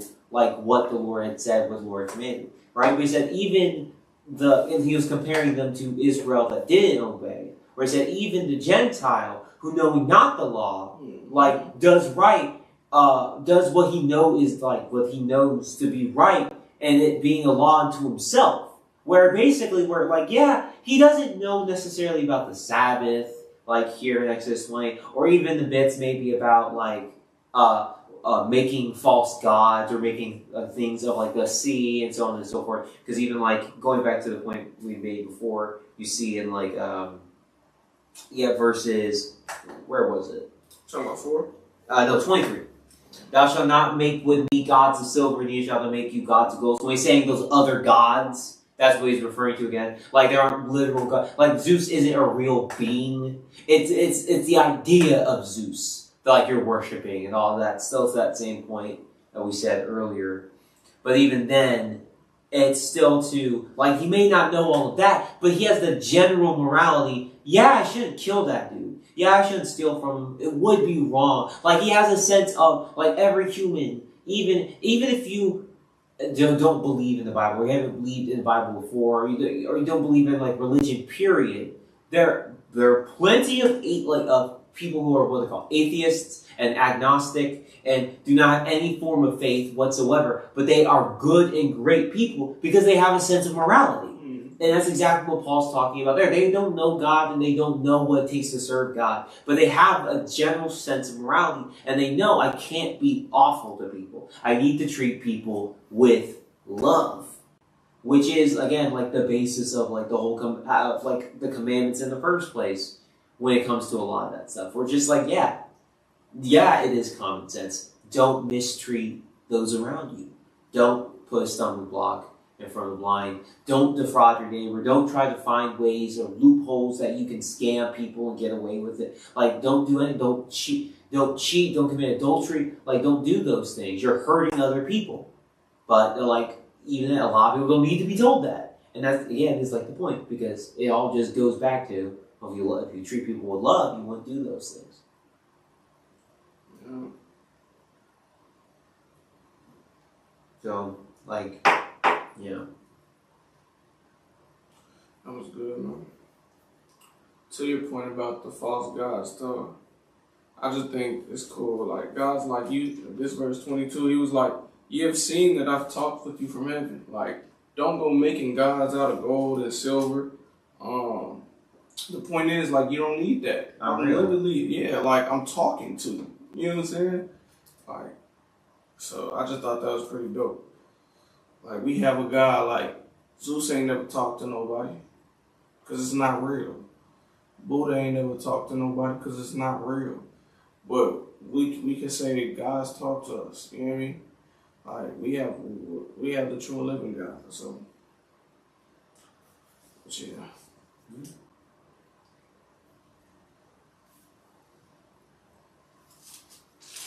And another thing, like he was like, if you're gonna make me an altar of stone, you shall not build it on hewn stone. Hewn is cut stone. But he says, because if you put a tool upon it, you polluted it. I just thought that was cool. Like, it's that serious. You know what I mean? Yeah. I mean, that's something especially we'll see the further we get, especially in like things like Leviticus. Yeah. Where we start seeing like the building of like what would be the actual altars, or even the Ark of the Covenant that I talked about before, or the tabernacle, which is the place that they use to hold the Ark of the Covenant, like just a fancy tent. but also to the point that like the Lord was the Lord was very specific in general of like what He was, right? Even think back to when He was telling them to keep the Sabbath, where He said, "Collect on the sixth day, collect double." Do, or even before that day, where He said, "Hey, do not leave up any of the food you have, any of the manna, till the next day." And they did, and then it bred worms and it stank, right? Yeah. Where He's like, "Don't do that." Like, it's a very specific thing. Don't do that. Even though I told you to do that thing, I did tell you to collect extra and carry it over to the next day, very specifically on the sixth day. I don't do that any other day. Right. And the Lord's very specific about that. And when they disobeyed, like, it went poorly for them. All the food went bad, and like, imagine it stank to have to sit with. But all still to the point. The Lord is, like, the Lord means what He says, and like, it's never a thing of like, oh well, like that it's not that important to Him. Like, if the Lord says it, it is important to Him. Like He said, it's a breaker of the least of the commandments, the breaker of all of them, right? Like, it doesn't matter to God. It's like if you are a breaker of the law, therefore, because you're breaking the law, it's sin. Sin is the transgression of the law. So you break any of the law, you've sinned. You are a sinner. And it doesn't matter which law you've broken, you've sinned. Yeah. So it's one of those things too that you always have to like remember that to God it really doesn't matter, and there is no excuse. It reminds me of that, like, growing up, I used to hear all the time, "You think God's gonna kill me over a piece of bacon?" Like, yes, you know what I'm saying? Like, it doesn't matter how minute it seems to us as individuals. Right. It's of utmost importance to God, because it's what He said. Like, you gotta think, we have a God that was willing to come down into man form, as what is it, Colossians tells you, humbles Himself. Yeah. Like, to come down into man form and die a death that He didn't deserve. Like, yeah, what I say is law. You know what I mean? Like, just do what I say. It's that simple. Yeah. But another thing before we move on, I like verse 6, because to that point, when Jesus came down and died, that was like almost like the confirmation. Like, yeah, like Jesus. But it was always meant to be that way. Like, Jesus was always gonna come down here and die for the sins of the people. But sometimes we think, it sounds to me like we think this idea of like grace and mercy started when Jesus died.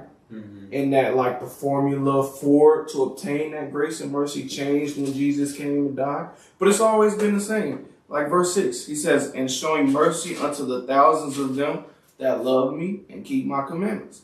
Like, you got to think about, we read Noah in the ark. Noah, God showed mercy upon Noah to help him and his whole family survive the flood because he did what thus says the Lord. We could think about like Joseph was taken care of because he did what thus says the Lord. Like, there's countless of examples in the Old Testament before Jesus came that they received mercy. David himself, a man who committed adultery and then committed murder, got given mercy because he loves the Lord and he keeps His commandments. And the formula for this mercy and grace hasn't changed. Like, it's the same criteria. God is, what does it say? "I am God and I change not." Jesus, the same today, tomorrow, forever. Yesterday, today, and forever. Like, He doesn't change. It would be unfair to people like Noah and Moses and the people that actually earned, you know what I'm saying? For us of today, like, we don't have to do anything. And that's kind of what I was saying in the last chapter about that. If, like, it's 50-50, God's going to do His part, we're going to do ours. If you don't want to think of it like it's 50-50, you 70-30, you can even say 99 God, 1% you. But you still have to do that 1%. You have to do something. Exactly. And it's not a guessing game. God tells us what we need to do. But yeah. Anyways. Yeah.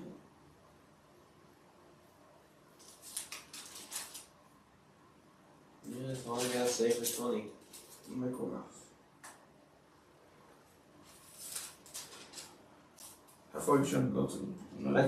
I think we'll call it 21. I think that just because just going forward, it's just more of his commands all the way up until like 25, 26 when we get to the camp. Yeah. All right. Well, chapter 21 and verse 1. Now these are the judgments which thou shalt set before them. If thou buy an Hebrew servant, 6 years he shall serve, and in the 7th he shall go out free for nothing. If he came in by himself, he shall go out by himself. If he were married, then his wife shall go out with him. If his master have given him a wife, and she have borne him sons or daughters, the wife and her children shall be her master's, and he shall go out by himself. And if the servant shall plainly say, I love my master, my wife, and my children, I will not go out free, then his master shall bring him unto the judges. He shall also bring him to the door or unto the doorpost, and his master shall bore his ear through with an awl, and he shall serve him forever. And if a man sell his daughter to be a maidservant, she shall not go out as the men servants do. If she please not her master who hath betrothed her to himself, then shall he let her be redeemed. To sell her unto a strange nation he shall have no power, seeing he have dealt deceitfully with her. And if he have betrothed her unto a son, he shall deal with her after the manner of daughters. If he take him another wife, her food, her raiment, and her duty of marriage shall he not diminish. And if he do not these 3 unto her, then shall she go out free without money. He that smiteth the men so that he die shall be surely put to death. And if a man lie not in wait, but God deliver him into his hands, then I will appoint thee a place whither he shall flee. But if a man come presumptuously upon his neighbor to slay him with guile, thou shalt take him from mine altar, that he may die. And he that smiteth his father or his mother shall be put to death. He that stealeth the man and selleth him, or if he be found in his hands, he shall surely be put to death. And he that curseth his father or his mother shall surely be put to death. And if men strive together, and one smiteth another with a stone, or with his fist, and he die not, but keepeth his bed, if he rise again and walk abroad upon his staff, then shall he that smote him be quit. Only he shall pay for the loss of his time, and shall cause him to be thoroughly healed. And if a man smiteth his servant or his maid with a rod, and he die under his hand, he shall be surely punished. Notwithstanding, if he continue a day or two, he shall not be punished, for he is his money. If men strive and hurt a woman with child, so that her fruit depart from her, and yet no mischief follow, he shall be surely punished, according as the woman's husband will lay upon him, and he shall pay as the judges determine. And if any mischief follow, then thou shalt give life for life, eye for eye, tooth for tooth, hand for hand, foot for foot, burning for burning, wound for wound, and stripe for stripe. If a man smite the eye of his servant or the eye of his maid, that it perish, he shall let him go free for his eye's sake. And if he smite out his manservant's tooth or his maidservant's tooth, he shall let him go free for his tooth's sake. If an ox gore a man or a woman that they die, then the ox shall be surely stoned, and his flesh shall not be eaten, but the owner of the ox shall be quit. But if the ox were wont to push with his horn in time past, and it hath been testified to his owner, and he hath not kept him in, but that he hath killed a man or a woman, the ox shall be stoned, and his owner also shall be put to death. If there be laid on him a sum of money, then he shall give for the ransom of his life whatsoever is laid upon him, whether he have gored a son or have gored a daughter. According to his judgment shall it be done unto him. If the ox shall push a manservant or a maidservant, he shall give unto their master 30 shekels of silver, and the ox shall be stoned. And if a man shall open a pit, or if a man shall dig a pit and not cover it, and an ox or an ass fall therein, the owner of the pit shall make it good, and give money unto the owner of them, and the dead beast shall be his. And if one man's ox hurt another, that he die, then they shall sell the live ox, and divide the money of it. And the dead ox also shall they divide. Or if it be known that the ox hath used to push in time past, and his owner have not kept him in, he shall surely pay ox for ox, and the dead shall be his own. Yeah. this chapter. So like you said, it's more of really kind of his laws and his commandments and how to go by pretty much like day by day life almost. You know what I mean?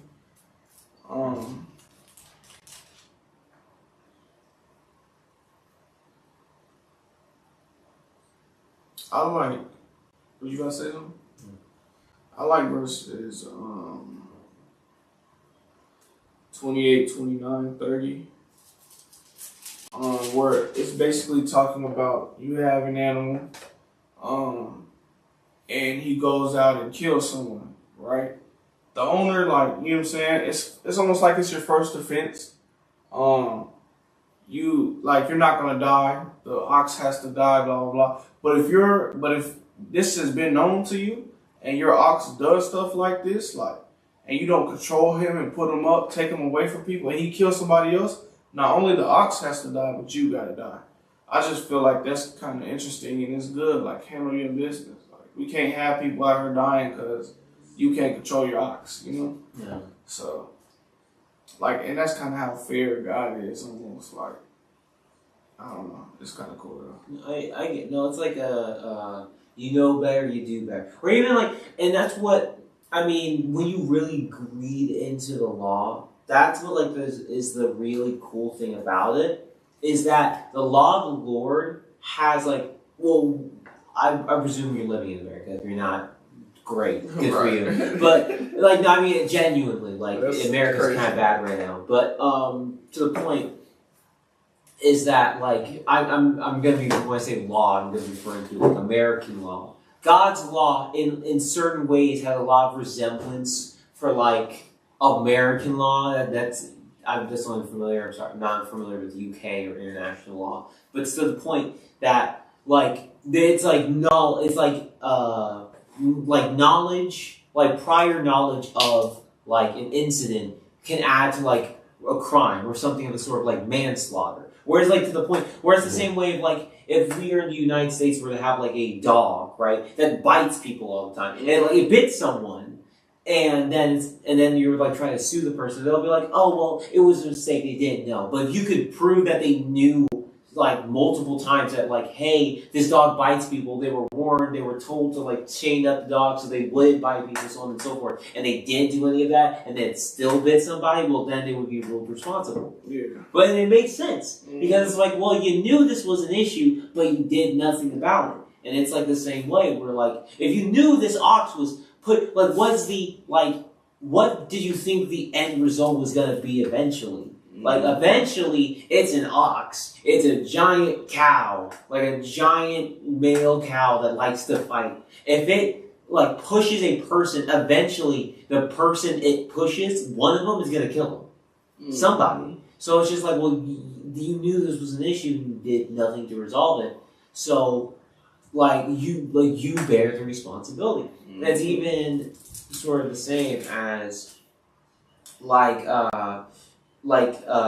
verses like 12 and like 13, like he that smiteth a man so that he die, he shall be surely put to death. And if a man lie not in wait, but God deliver him into his hand, then I will appoint thee a place whither he shall flee. So it's like almost like a manslaughter kind of thing. Like you kill a dude, like you fight with a dude and you kill him, then like yeah, you go like here you get put to death, right? But if you, like he said, he puts it as God deliver him into his hand. So, like, whatever happens, like, you did try to kill the man. It was an accident. They even, later on in the Bible, this is an example of, like, if you're chopping down a tree and the axe head falls off and falls and, like, hits a dude and it kills him. And that's, like a good example. It's just directly, man, like, I didn't do anything to try to kill him. It was just a complete accident. Then they, like he says, you prepare a place for them. It's something that you see a lot later called refuge cities, where if you commit, because the thing is, like back in the day, they didn't have like a police force or anything like that, right? So you accidentally kill a dude, his friends are going to be mad, and then they're going to kill you. So they had a place set up called refuge cities where you would run to, and you'd be there, and you'd be safe there, and they weren't allowed to go and like kill you there or do anything. Like you were protected there because I didn't do anything wrong. It was an act. Like, I didn't try to kill the man. I didn't do anything. He just died, like completely on accident. But even then, like all still to the point, like it is just like general laws. But I think a lot of it, I like to think of it as even with that whole like law explanation, it's still to the same thing as it's general good or general morality that like even mankind has created a law where this same thing is a principle because it just makes sense morally. If you didn't know to do anything wrong, you should be held to the same accountability as someone who did know it was wrong and did it. Like they're not the same thing. Like and we call it like intent in American law, but also to the point that intent both does matter with the Lord and then also doesn't. Where intent gives you like mercy up to a certain point, like the Lord talks about, to whom much is given, much is required.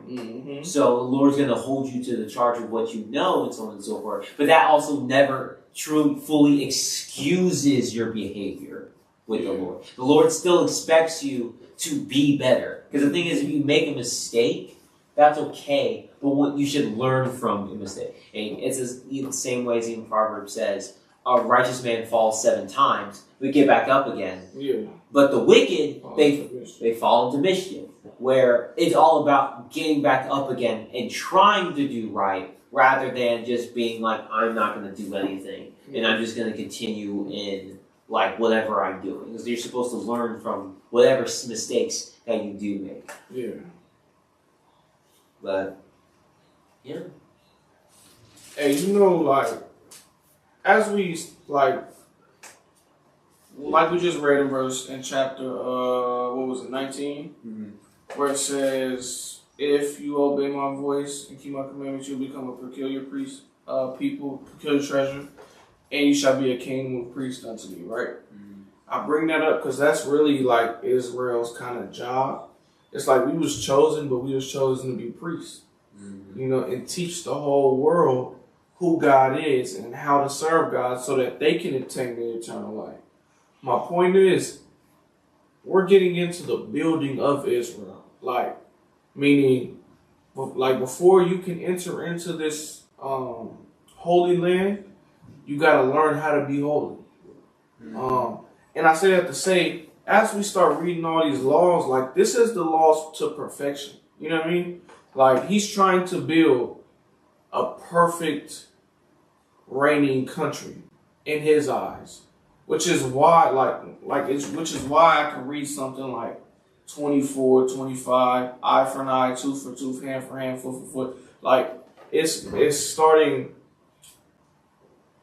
Like we're trying to build something perfect. You know what I'm saying?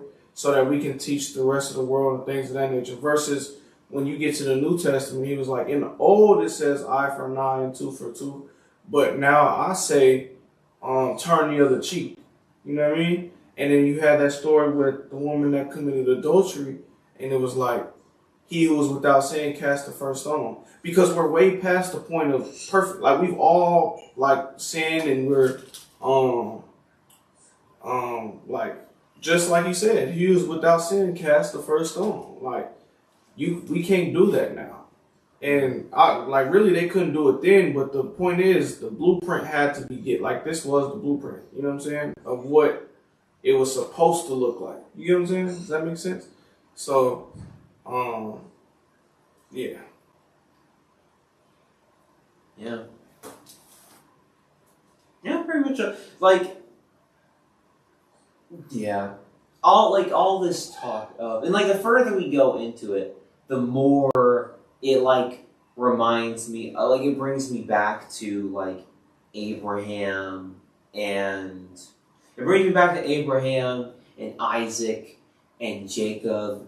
We're all to the point where like he promised to Abraham, like, hey, through like Isaac my seed will be called, and you will be a father of many nations, and through your seeds all the earth will be blessed, and you'll have children as numerous as the stars, so forth. And like talked about a little bit back then, but like that was never really physical Israel. That was always spiritual Israel. The job of physical Israel was supposed to be as much as spiritual Israel as possible, right? Like, what do they call it? The Venn diagram. The Venn diagram was supposed to be as nearly as close to a circle as possible. Mm-hmm. But it was never truly talking about the physical Israel side.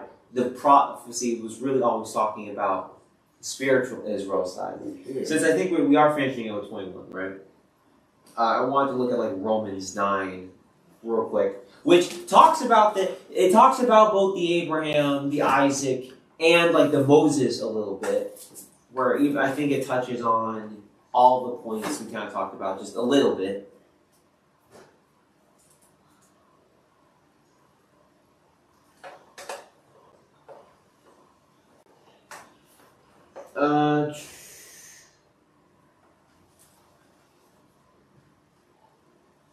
Alright, so, yeah, this is I'm going to just read, like, verses 3 and 4, and then I'm going to go down to, like, 7. Or, no, I'll read 6. I need 6. Alright, so this is Paul talking. Paul was an Israelite. He was from the tribe of Benjamin, which is why he says what he says here. For I wish, because he's talking to the Romans, that's why it's the book of Romans, right?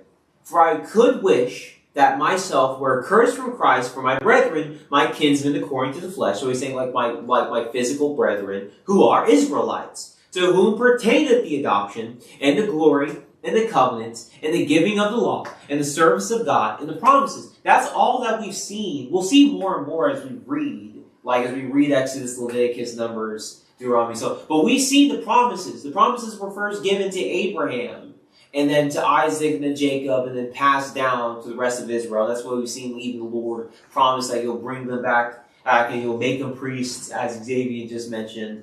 And we see Him starting to give them the law. We've seen the covenant with Abraham. The Lord will make a covenant with Israel as well. We'll get later into Exodus. But like all these things that were first given to Israel. He's like, well, I wish that they would, again, at this point he's talking about my brethren after the flesh. So these are the physical Israelites he's talking about. They were physically, literally given all of these things. But it's like, I hope they received the redemption the same way I have in Christ. Because again, that's not a perfect semicircle we're talking about. And that's even where we go to 6. Like pointing out directly.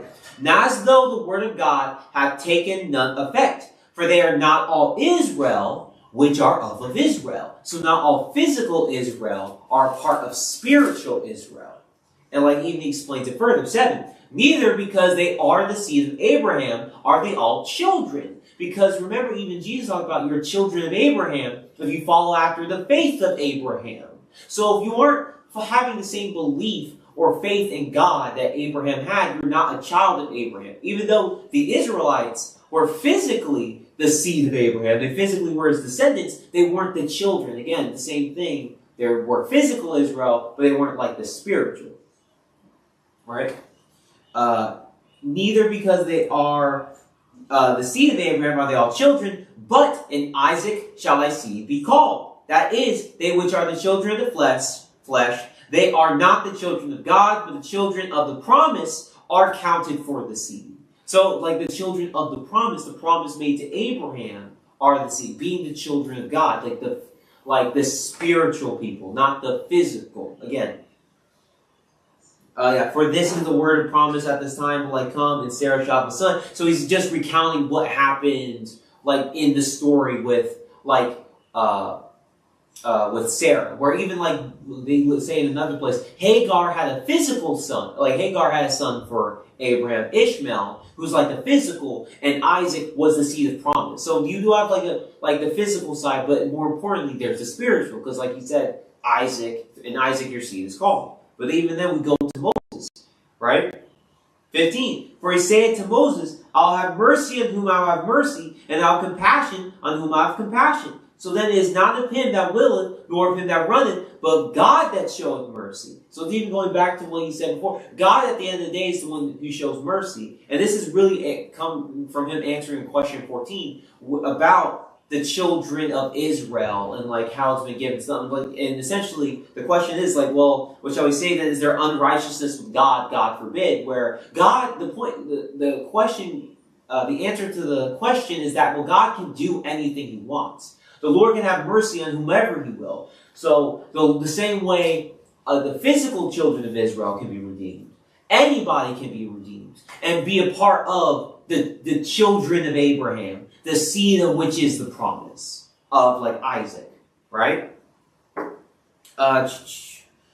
So like 22.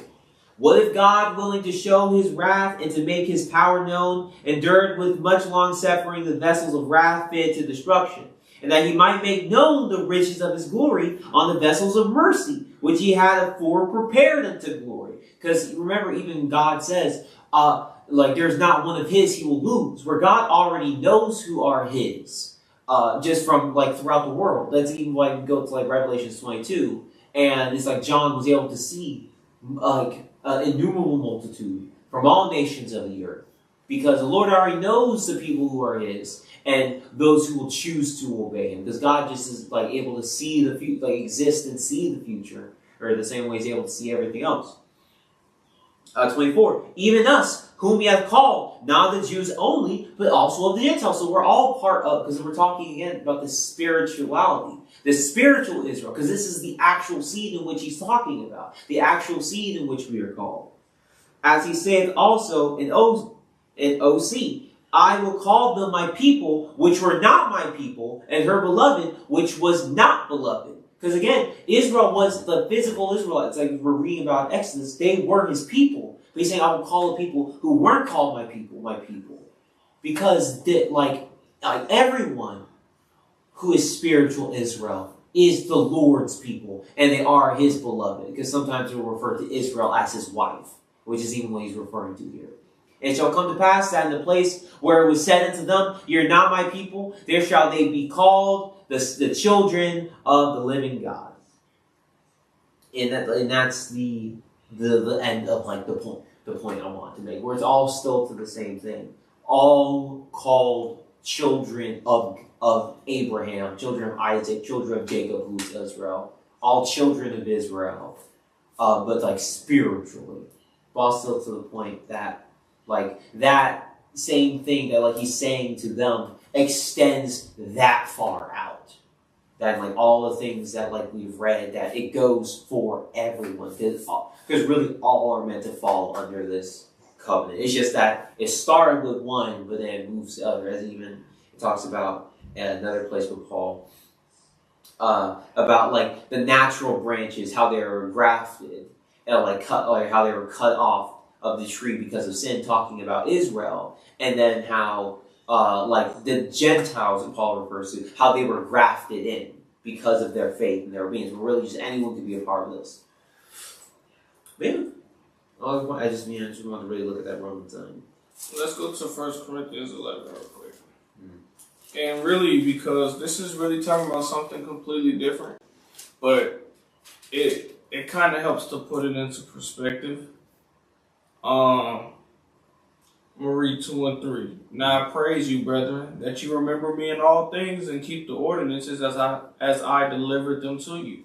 But I would have you know that the head of every man is Christ, and the head of every woman is the man, and the head of Christ is God.